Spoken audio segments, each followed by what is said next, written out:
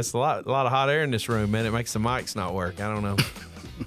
So did I hear you just announce you wanted to run for governor? Is that what I just heard? You Did you did hear not that hear here that. first? And I tell my friends all the time, if you ever hear Kasey Carpenter for the governor of Georgia, move to Tennessee as quickly as possible.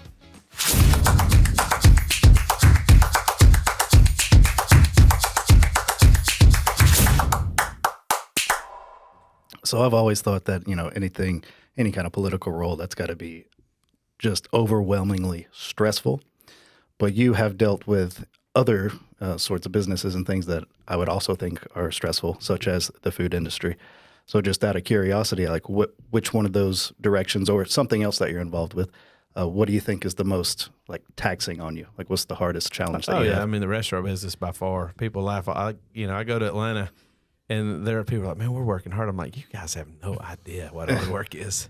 Like I got up and went to work before I came down here today. So like for instance, before I went to Denver the other day, we had a bunch of catering that morning, and so I went to work at 2:30 in the morning, and I fried chicken, cooked sausage, bacon, scrambled eggs, gravy, grits for like 300 people before I jumped on a plane to go to Denver to do the legislative job. So no, by far restaurant industry. I mean, especially through COVID and the operational issues, and then you have employment issues and supply issues. It's really been the last 2 years on the restaurant industry. I mean, it's been the hardest. It'll weed people out. There'll be a bunch of people before this is over with that just said it ain't worth it. Yeah.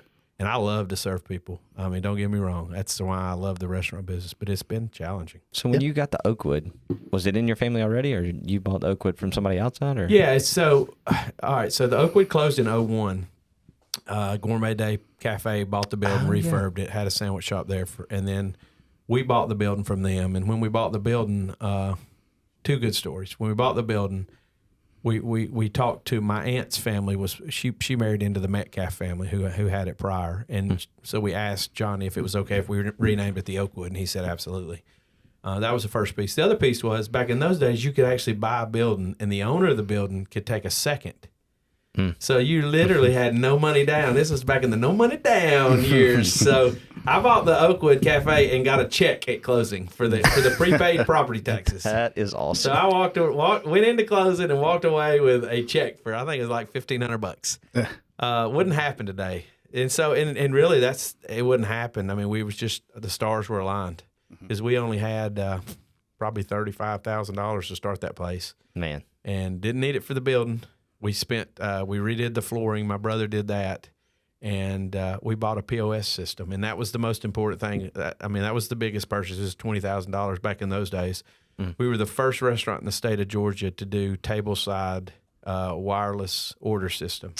It went straight to the kitchen from the table, and nobody else was doing it. We were literally the first restaurant in the state of Georgia that did it. Yeah, you guys have done that a long time, and I've always thought, why is this not like the only way? I don't understand it either. Because that was 18 years ago. Yeah. And that was before iPhones.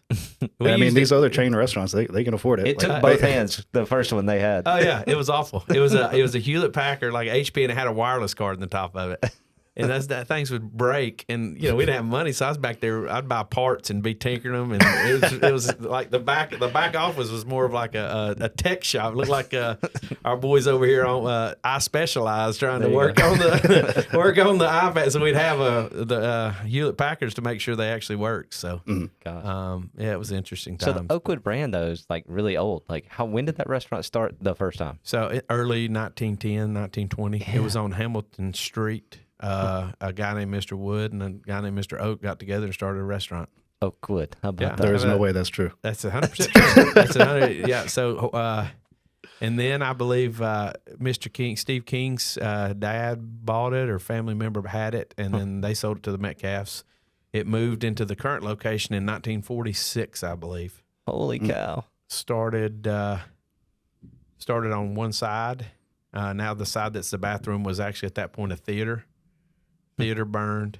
They got the other side, and that's where we're at. So you got involvement with Oakwood, Cherokee, Sweet Spot originally, right? Yeah. We started Sweet Spot. So that was in my roots. I grew up. My mom had a TCBY, so I understood the yogurt business. Yes. And so when that yogurt craze was going through, we literally decided to open a yogurt shop, an independent one.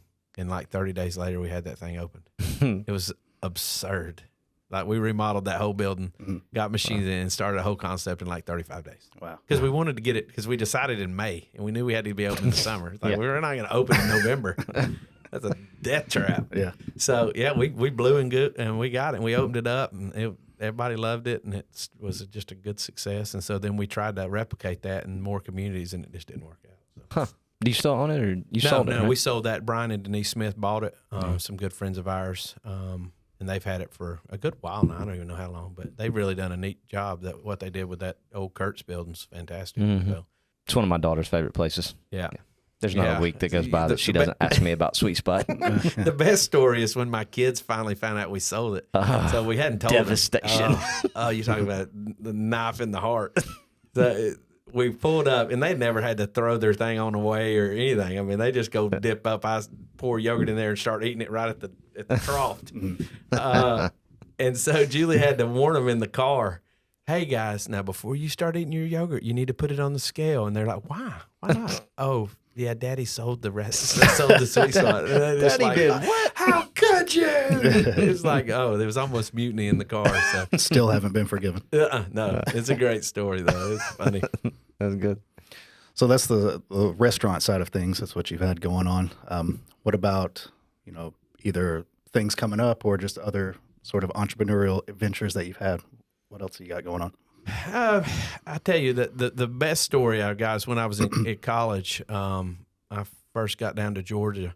I had a dorm rug business that I started, and I sold rugs to kids moving in the dorms at Dorm Georgia. rug? Does that just mean tiny rugs? It's just basically like 7 by 10s, 8 by 10s, 9 by 12s, etc. And so we would set up across the street from Brumby down in Athens and sell dorm rugs.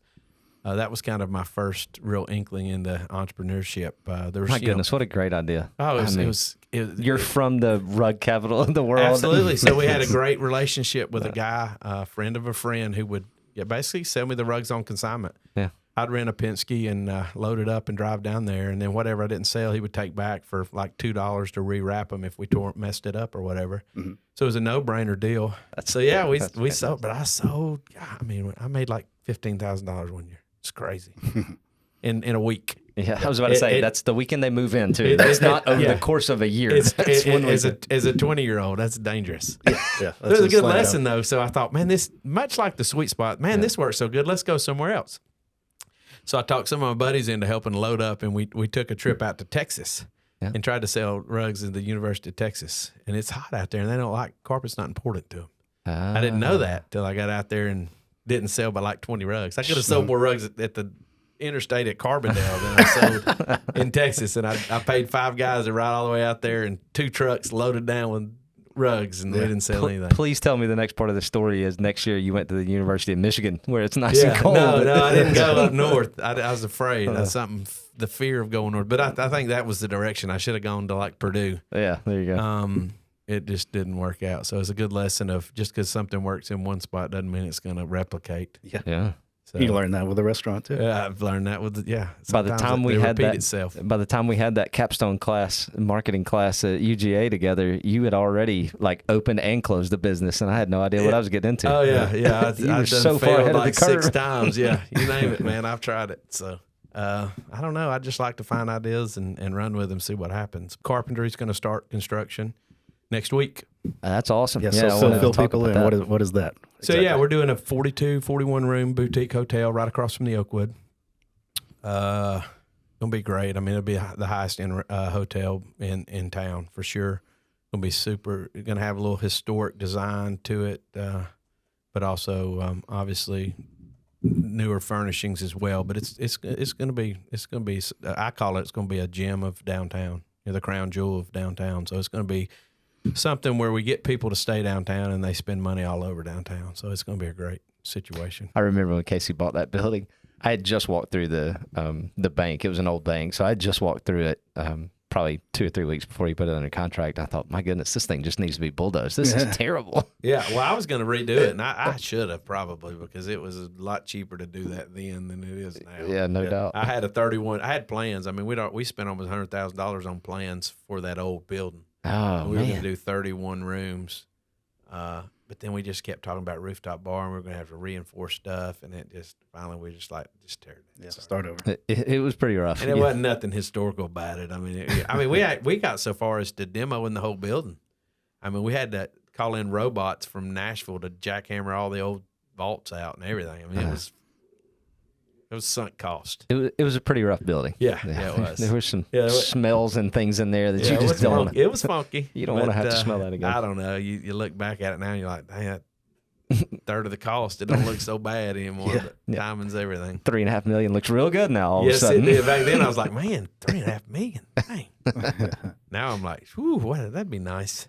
So is it too early to say when, if somebody's driving by, when they'll see ground being broken and the building kind of coming together? Or is it a long way off? No. So next week, they're going to start By the doing, time this airs, you should this drop air, by. there'll be some dirt moving. So you won't be able to park in the street across from the Oakwood probably by the end of this week. So maybe tomorrow, actually. That's unfortunate, actually, because I do park in that parking lot almost every time I go to Oakwood. Everybody does. That's That's going to be said. Yeah. That's going to be the challenge for a while. So, Kasey, you got anything you want us to cover? yeah, I mean, this fall we're going to have a big concert out at Walnut Hill.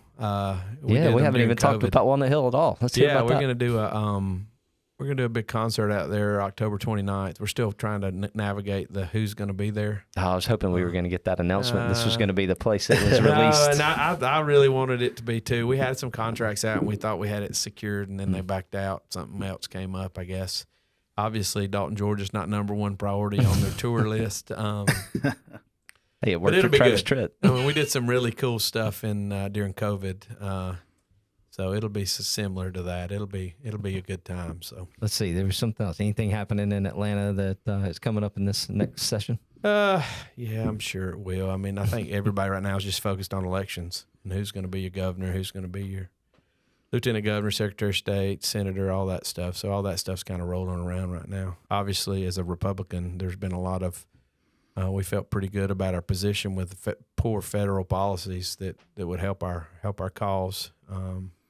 That's obviously tightening up now with some other issues. Guns obviously is a hot issue, and Roe versus Wade. So those things are kind of tightening the margin a little bit. Mm-hmm. Well, good deal. We about hammered it all. I think that's Got anything else? Yeah, thanks for coming, Kasey. I really appreciate you. Yeah, not a problem. And hopefully in the future, maybe as we get into session, we can do maybe once a week do a little snippet, like a little 10-minute deal, even if I'm on phone from Atlanta, just talk about what's going on, what we're working on. So that'd be awesome. Let's do it. Keep folks in tune, because obviously people get information different ways, and this is a great place to do it. Great platform. So. That's right. Cool. Thanks, man. Appreciate you guys. In. Appreciate what you do. Thanks a lot. Peace.